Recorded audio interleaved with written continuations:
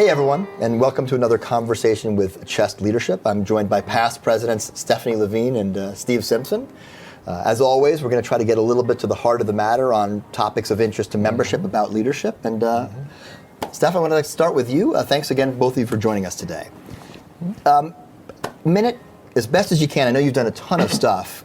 Give us a little information about you and your pathway to leadership through Chest. Okay, so I'm Stephanie Levine. I'm the immediate past president of Chest. I am based in San Antonio, where I'm a professor of medicine in the Division of Pulmonary and Critical Care. I'm also at the Audie Murphy VA Hospital in South Texas.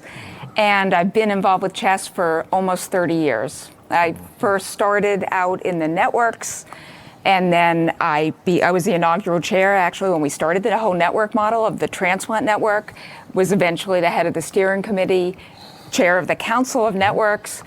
Then I was involved in SEEK, pulmonary and critical care, since volume 6, in fact, pretty much straight through except for one year there. And chair of the board review course. I was the president of the Chest Foundation, and then on the board of regents. And what else there? Oh, chair of education committee as well, and then head of the co-chair of the annual meeting with Darcy Marciniak in Montreal.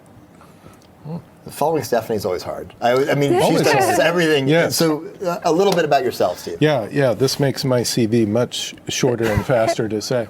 No, I'm Steve Simpson. I am a professor in pulmonary and critical care at the University of Kansas, where I've been for about 23 years. I got my start with Chest. My very first start with Chest was an abstract that I sent in about 1988 to a Chest meeting in Atlanta. But my mentor at that time, one of my mentors, was Roger Bone, who is the progenitor of the initial sepsis criteria, and that's why you younger folks may have heard of him. But Roger kind of pulled me into Chest and was my sponsor, so to speak. I think he was working behind the scenes to help me get opportunities, which I took advantage of. The first actually official thing I did in Chest was be a member of the scientific program committee in the mid-90s. But then after Roger passed on, I had to make my own way, so to speak, and so I tried getting onto the networks. The first thing that happened was I became governor for the state of Kansas. That we don't have governors anymore. Not technically governor of Kansas. No, not governor of Kansas. Governor for Kansas for Chest. Yeah, governor, yes, indeed. But then I applied to the networks, and I had to apply 3 times to get onto the Critical Care Network Steering Committee. I'm not sure if they believed what I was telling them, that I was interested in critical care in rural areas of the country. But ultimately I got on, became network chair, then chair of the Council of Networks, and then an at-large board member, and then I made my way to being president. So we're going to circle back. Both of you, again, have served in the role of president. Certainly, I think there's interest from the membership in exactly what that entails, because they see us, once a year at the meeting. They get emails from us now and then, but there's a lot to it. Some of it fun, some of it stressful and a little less fun. So I want to circle back to that. What I'd like to do is start a little bit, though, on what each of you brings to the table that's very different and that I think the membership could benefit from. You mentioned the foundation. There's this perception, which I certainly had for many years, that the foundation is just sort of a place you give money to. It's a charity, but there's a lot more to it than that. And some of it is actually directly germane to our junior members. Can you speak a little bit to maybe a little bit better understanding of what it is and how our junior members might benefit from more involvement with it? Yeah, I think there's lots of opportunities with the foundation. So there are multiple work groups, including one that focuses on patient education, and they're always open to having junior members in those groups. There are grants, clinical grants that you can apply for, and that was one of my early starts with the Chest Foundation. And there are community service projects as well. So it's a great introductory place to start in the organization and to work with the foundation. You mentioned the grants, which I think get a little bit of press, but maybe not as much as they should. Give me a sense, if you can, compare an NIH grant application to a Chest, because grant applications can sound a little scary. How involved is that process? Well, it is a formal grant process, but it's not at the detail that you would need for an NIH grant. So it's a great starting grant. Fellows can apply for it for many of them. They're eligible. Junior faculty. There's some that are for diversity scholars. So there's really a lot of good options there.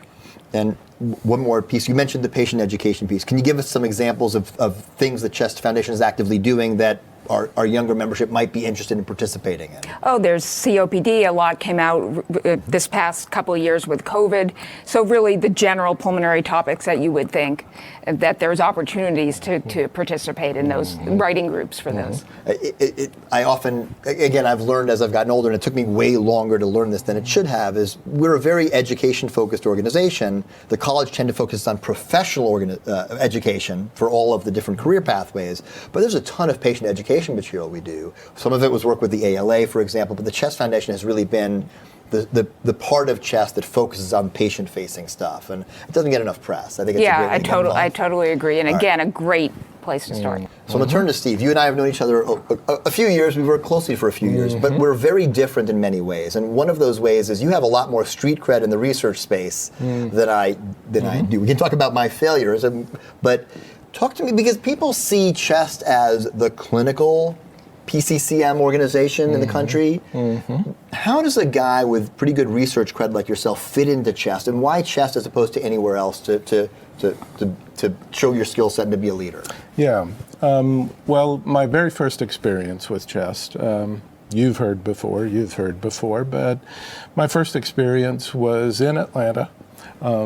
Before you were in Atlanta, I have to say. You calling me young again. It wasn't before I was born. Let's be clear. It was not before I was born. It was not that. No, but it was in Atlanta, and I went to this poster discussion session. I put up my poster, and I was scared as could be. It's my first experience. My mentor couldn't come to the meeting. I'm by myself.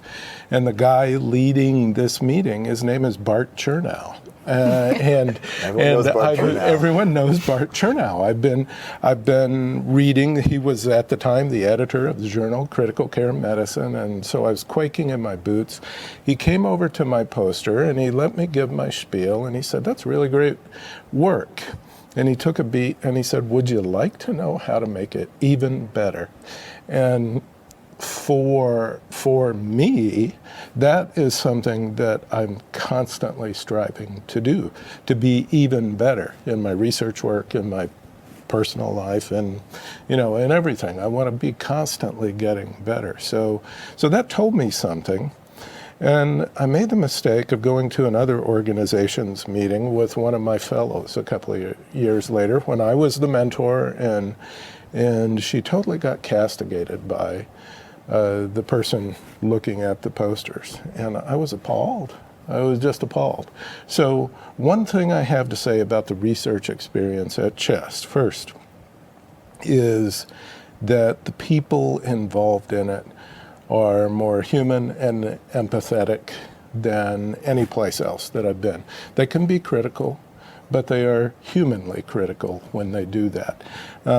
We like that at Chest. It's how I like to be when I'm reviewing a grant, reviewing a paper, looking at a poster with someone. I'm taking too long on this question. No, but it's a good...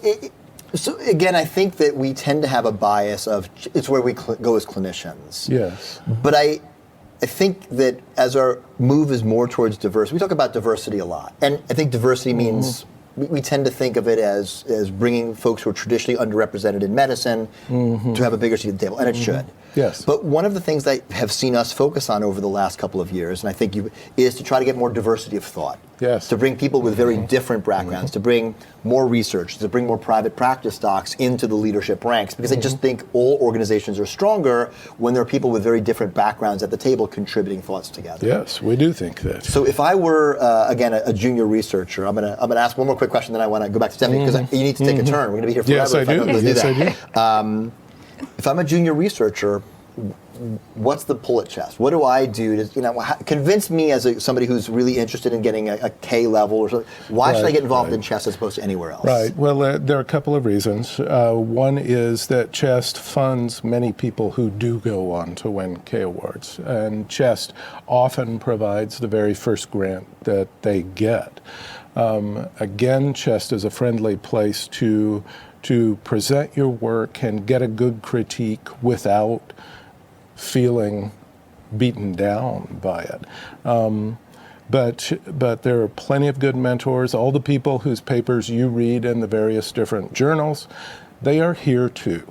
They're here too, and why they still come here is because of the humanness and the sense of community. All right, thank you. So I want to spin a little bit to something you both have in common, and that is this cabal known as the Board of Regents. I think one of the things that we struggle with a little bit is transparency. And I don't think it's intentional opacity, but I think there's a lot of a misconception, but there's a failure to understand exactly what the role of the board is, who's on it, how big it is.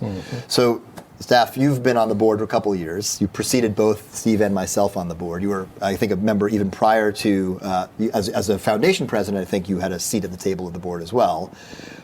What is the Board of Regents and what does it do exactly? So the Board of Regents is really responsible for overseeing the organization. So it's comprised of regents at large, and then there are some positions on the board that are by office. For example, if you're chair of the Council of Networks, you would sit on the Board of Regents. If you're chair of the Council of the International Regents, you would sit on the board. In addition, of course, the 4P group, and that consists of the past president, myself this year, president, and then incoming president, then the person who would be after you, the president designate. So we work closely. We work with the senior staff. We, of course, work with our CEO, Bob Masacchio, but we really try to oversee the organization.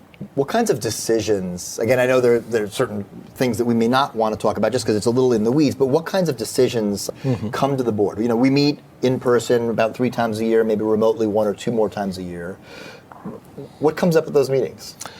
What comes up at those meetings? Well, the function of a board is to form the strategy for the organization.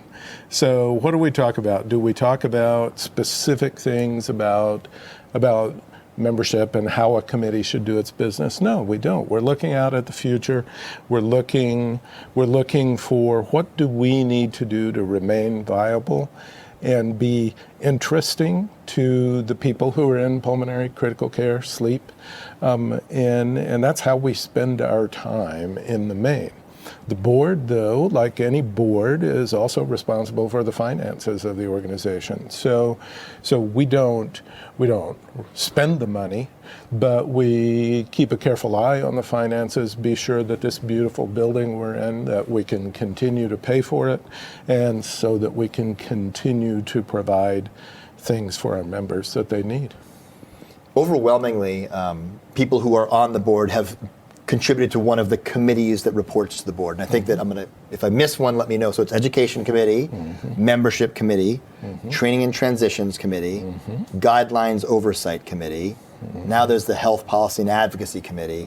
These committees report to they sort of do the work. I mean, I think you nicely pointed out, the board sort of oversees this, but it's these committees that actually do the work and report to the board. And one of the challenges sometimes we have is avoiding sort of managing the work too closely. We want big picture, broad stroke stuff.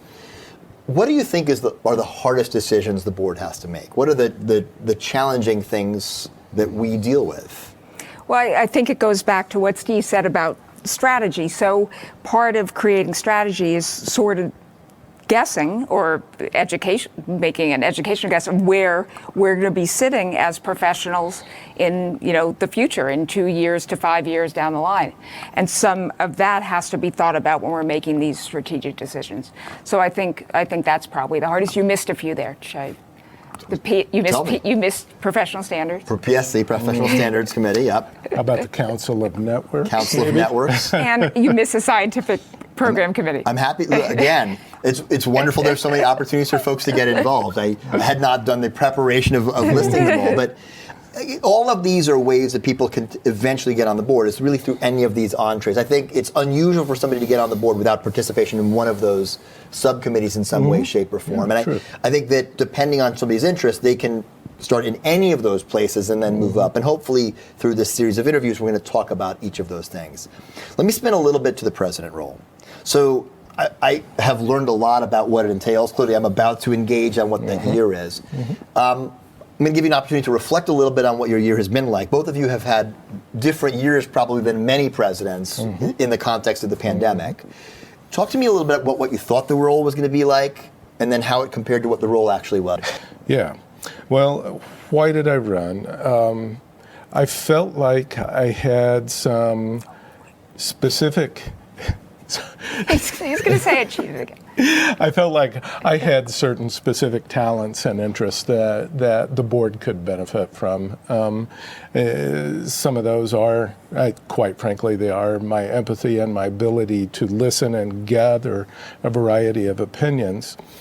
What I wanted, though, when I ran for the board, as you know, I was very interested in broadening out our appeal to such people as advanced practice providers, to people internationally. And what I really looked forward to as president was to be able to travel internationally and meet these folks face to face, shake their hand, or some people don't shake hands, and that's okay. But to meet people where they are and convince them, or at least talk to them about the advantages of CHEST membership and why we should be allies to bring education and research around the world.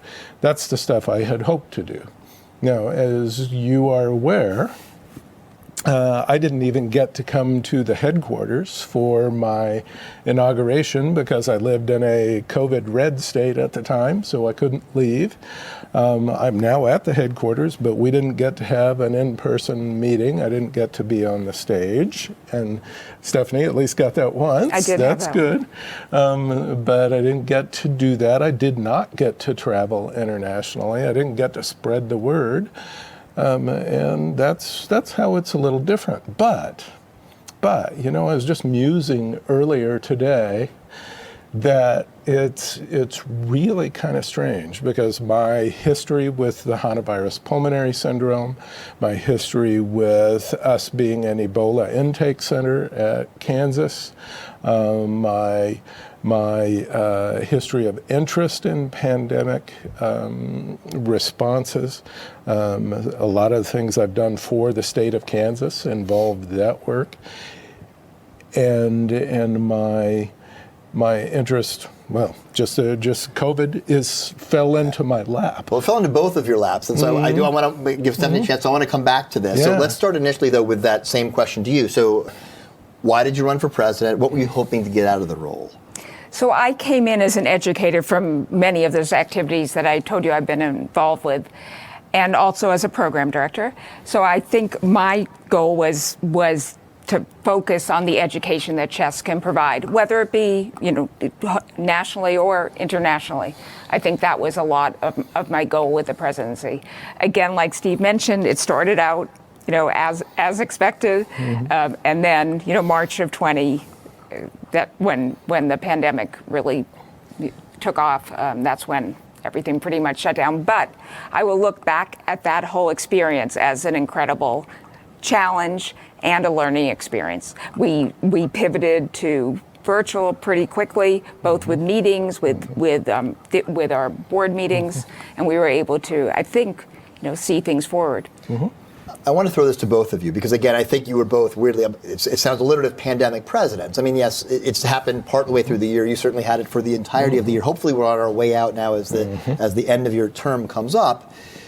What is the role, what did you foresee the role of CHEST would be, the role of the president would be during a pandemic, during that transition, and how well did we fulfill that role? So, because it's been a tough couple of years for everybody out in the world. Yeah, so I thought that CHEST would become one of the educational leaders during the course of this, and I think that we did a good job of that. I hoped that CHEST would, and some CHEST members would, step up with some research about the virus and about the pandemic, and some people did, and some people have. I was very proud of CHEST for stepping up and saying, hey, let's not panic and lose our head. Doing something for a patient is not necessarily better than doing the standard things that you know. So we did a good job of that. Stephanie, you transitioned us into this role. It started during your term. What's your take on our early response in terms of helping our membership and disseminating some of the education information that Steve was talking about? Well, I think thanks to an idea that really originated from Steve right at the beginning of the pandemic, we created the COVID task force, which has gone on now for 18 months and has provided tremendous amounts of education. Almost at least initially, we had a weekly webinar on a COVID topic, and that's been ongoing. Lots of social media material and other educational material. So I think that really was an opportunity. So what have you learned from this? So you're both now going to be sort of moving into the past, you're a past president, you'll be moving into the past president role shortly.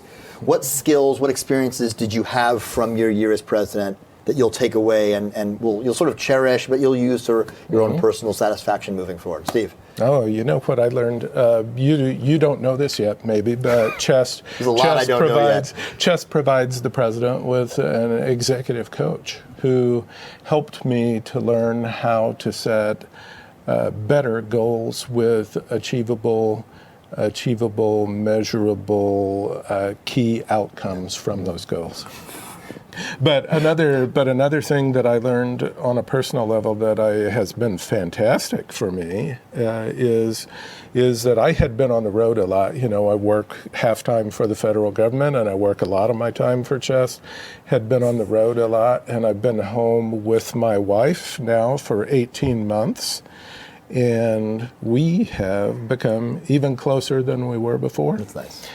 What COVID has done, it has enhanced something I think that was always probably in me, but I'm able to look at some of the direst circumstances now and find either the silver lining or find what's good about what's going on now and focus on that instead of what's so bad. What's the experience or the benefit that you've gotten from your year of tenure as CHEST president that will stick with you, that helped you the most in terms of personal or professional development? Oh, I think working with people, with different people. I think thinking quickly. We had to act quickly, especially when COVID started. I think, I could definitely think about something and think. And, I had to make sometimes quick, but hopefully good decisions. And I think that's what I learned. Well, again, I can speak from observing both of you, and I said this during my sort of incoming speech, but it really lessons in leadership, both of you. I can't imagine. Hopefully, again, we're nearing the end. I'm sure we'll have some steady state virus moving forward, but hopefully the experience we've had over the last couple of years will not be replicated moving forward. But it has been an extraordinary pleasure watching both of you serve in the leadership position during this incredibly difficult time. And if I can do a job half as well as either of you, then I will be pleased with my role. All right. So thank you for that. We're going to move into a speed round. What word or phrase, and it could have been a word or phrase used by a prior president if you want, although you have to be careful because they may be watching, pushes your buttons. You're like, people shouldn't say that. That really bothers me when somebody uses that word or phrase. What is, Dr. Simpson, what is that word or phrase for you? Gosh, you've caught me. That I use. No, you've caught me flat-footed. The problem is when I'm rounding in the ICU, I can name in one set of rounds. I will tell people, don't say that. That's what is it? Well, actually, no. Here's one.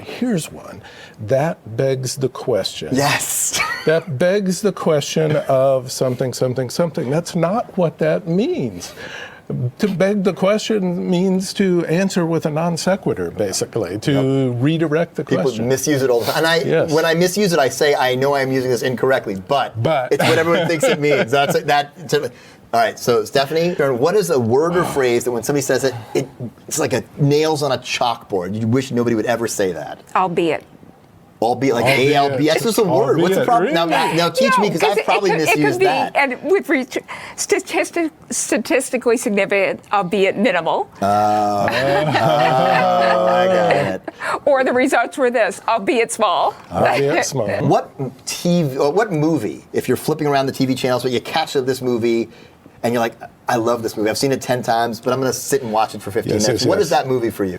The Matrix. Really? Oh, heck yes. You know, they're releasing another one coming up Yes, soon. they are. I'm looking forward to it. So that movie on TV, you will always stop and watch it for a little bit. I'm like a moth to the flame for Really? the Matrix. Now, how about the the original sequels? movie? Okay, now the sequels not so necessarily much. The sequels, but the original. I'm glad to have known that because that's not what I would have. I've worked with you a long time. That conversation has never come up. I didn't know you. Are you sort of a sci-fi geek at heart? Yeah, I used to read a lot of sci-fi, Isaac Asimov and Robert Heinlein when I was a kid.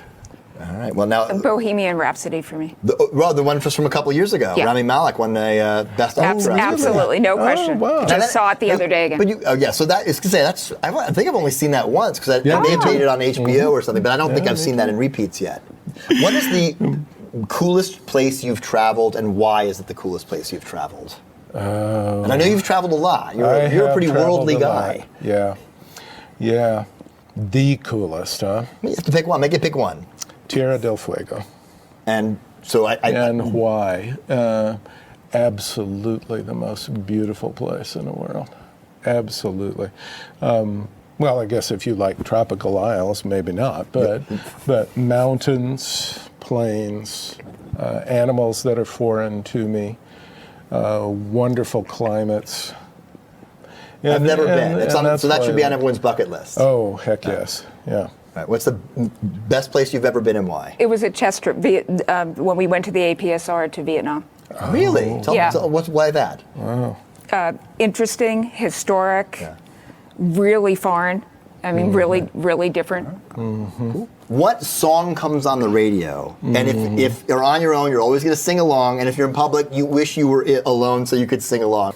That's a hard one because it doesn't have to be one. But what's a song for which that is true? it has. I mean, I guess because I've been I'm not watching gonna make you sing it. This Bohemian Rhapsody so much. It's got to be. It's got to be a Queen song. That's fine. Which one?